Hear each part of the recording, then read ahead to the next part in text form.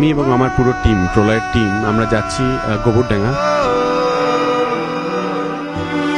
যাকে নিয়ে প্রলয়, যাকে ঘিরে প্রলয়, সেই বরুণ বিশ্বাস, তার আজ মৃত্যুবার্ষিকী।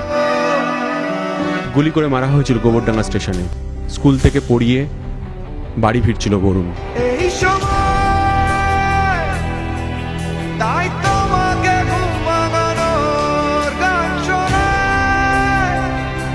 যেদিনকে প্রথম পেপারে পড়ি এই খবরটা, সেদিনকে শিউরে উঠি এবং ভাবি এরকম হিরো আমাদের মধ্যে আছে, অথচ চিনতাম না, জানতাম না।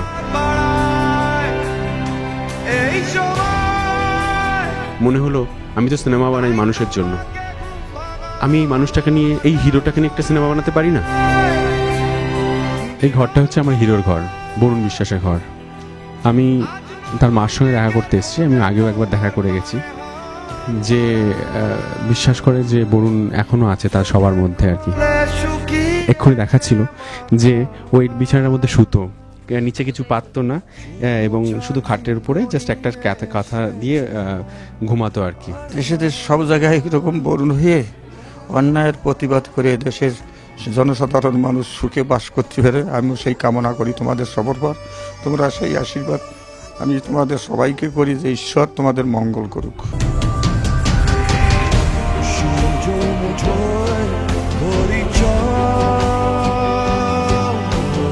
চক্রবর্তী আমাদের বাড়িতে এসছেন, আমাদের সঙ্গে কথা বলেছেন। আমরা ওনাকে আন্তরিকভাবে ধন্যবাদ জানাবো যে উনি এরকম একটা উদ্যোগ নিয়েছেন, কারণ বরুণকে তো গোটা বাংলার মানুষ মারা না গেলে বরুণকে চিনত না। শুটিয়াতে যে পর গণধর্ষণ চলছিল তার বিরুদ্ধে প্রতিবাদী মঞ্চ গড়ে ও আন্দোলন গড়ে তুলেছিল। আমরা চাই বরুণ অমর হয়ে সমাজের বুকে বেঁচে থাক। তার জন্য রাজ চক্রবর্তীকে অশেষ ধন্যবাদ যে তাকে নিয়ে তিনি চিন্তাভাবনা করেছেন। প্রোমোটা আমরা এই এদের স্মরণ সভার এখানে আমরা প্রথম শুটিয়ার মানুষকে আমরা দেখাবো আর কি। আমি বরুণ বিশ্বাস বলছি,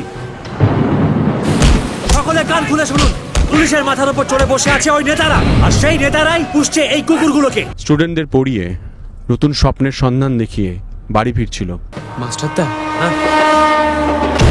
বাড়ি ফিরছিল আরো অন্য গ্রামের অন্যান্য সমস্যার সমাধান করবে বলে। অন্য আরো অনেক সমস্যা ওর জন্য অপেক্ষা করছিল, কিন্তু ফিরল না।